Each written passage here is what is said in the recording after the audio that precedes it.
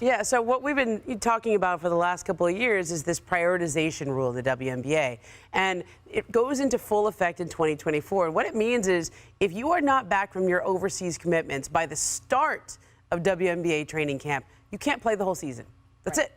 And that really affects the foreign market for players, where it was already a tougher go with the Russian market closing. Nobody's going to play there after what happened to Brittany Griner.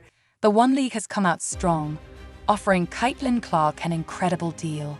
Few good looks, and it's not even that great of a look that she's gotten here so far. We're talking serious money here. Ice Cube level big. We can't wait till Saturday. What was the offer, official offer to Caitlin? It was 2 years, $5 million a year. And plus, we were going to do cool stuff with merch. And is it too late for Caitlin to join this game-changing league? Or is it just another tempting offer? First things first, if you've been keeping up, you know the 3-1 league is no joke. This isn't some laid-back, backyard game, it's elite. They're throwing money around like it's confetti. But should Caitlin even consider it as part of her post-WNBA plans? The league was designed as a high-energy, cash-fueled option for pro athletes wanting something fresh after the WNBA season wraps up. It's where serious players come to shine, and the vibe is far from corporate. Here, it's all about bringing your A game, or don't bother showing up. 3-on-3 has become basketball's wild, rebellious little sibling, and it's taking the sports world by storm.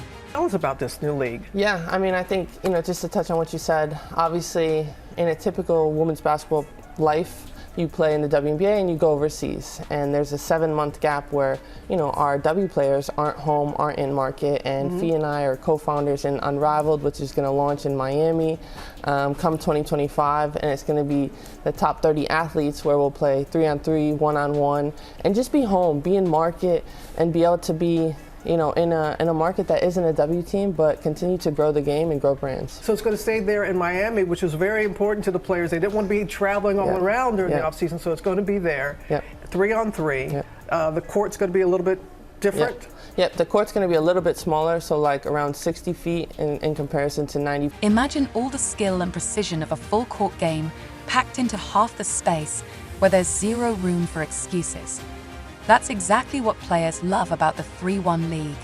And let's be real, it's knee-deep in cash. With stacks of Benjamins, they're more than willing to throw at her light talent. The league's format is faster, tougher, and way more open, making Caitlin's sharpshooting and court vision the perfect fit. It's a scorer's paradise, where the shorter shot clock demands relentless action, no time to analyze, just pure instinct. Picture her out there, crossing over, driving, splashing threes from deep range, a place she's owned her whole career. She's been draining threes from Steph Curry territory like they're free throws, and in a game this fast, she'd be absolutely deadly. I would have loved to have seen Veronica Burton put the ball on the deck and attack the basket. Oh, what a slick pass! This is now the 5th straight game for the Fever with 40 or more points in the paint. That would be basket 44, courtesy of Caitlin Clark's 13th assist, just reading the defense so well. Is it too late for Caitlin Clark to step into this game-changing league? Or is it just another flashy offer? Let's break it down. First, if you've been paying attention, you know the 3-1 league is not some backyard pickup scene. It's elite.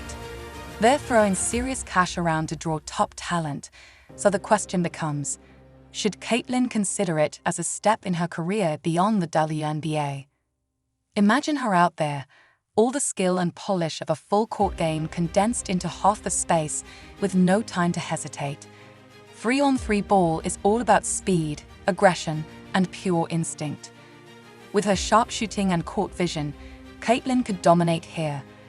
Her quick-release threes and knack for breaking down defenders would shine even brighter in a fast, no-nonsense format. She'd be lethal, pulling up from deep without even needing to catch her breath.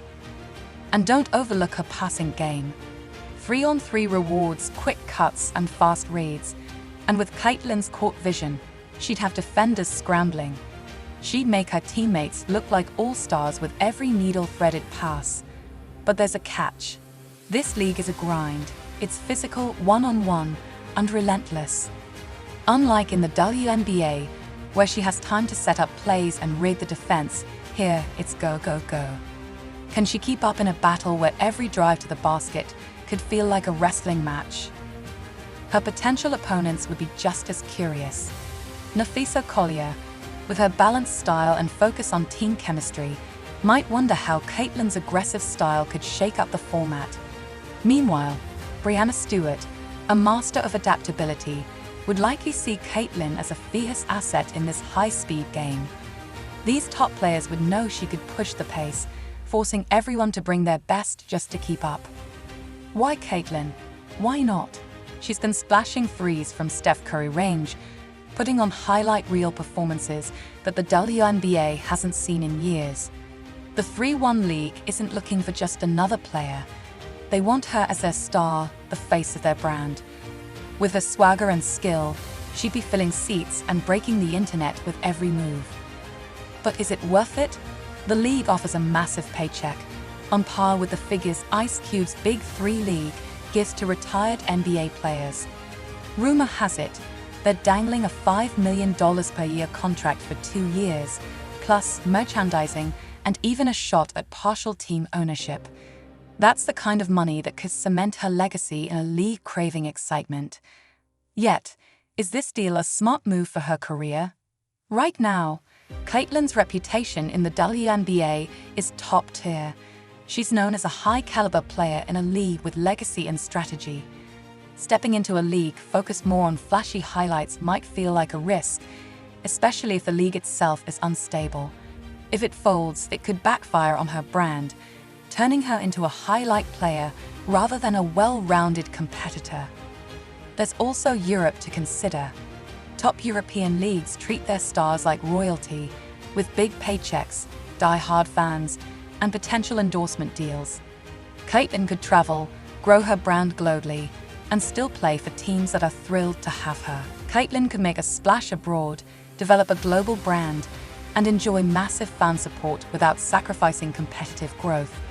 And let's be real, European fans are die-hard, creating World Cup-like atmospheres that make every game a thrilling experience. So, should she take the European route and continue building her legacy abroad? On one side, joining 3-on-3 makes Caitlin the league's centerpiece, amplifying her brand with fast, highlight reel action while allowing her to stay local. But it could also risk her being seen as a highlight player instead of a serious long-term competitor. And let's face it, startup leagues can be unpredictable. What if 3-on-3 fizzles out, taking her momentum with it? Then there's her WNBA reputation to think about. Caitlin's known as a pure competitor, not someone just chasing a quick payday. So, what's the answer? Should Caitlin take the offer, embrace the edgy, fast-paced world of 3-on-3, and redefine herself as the league's superstar? Or would jumping to a league that could be here today and gone tomorrow be a risky move that might not pay off?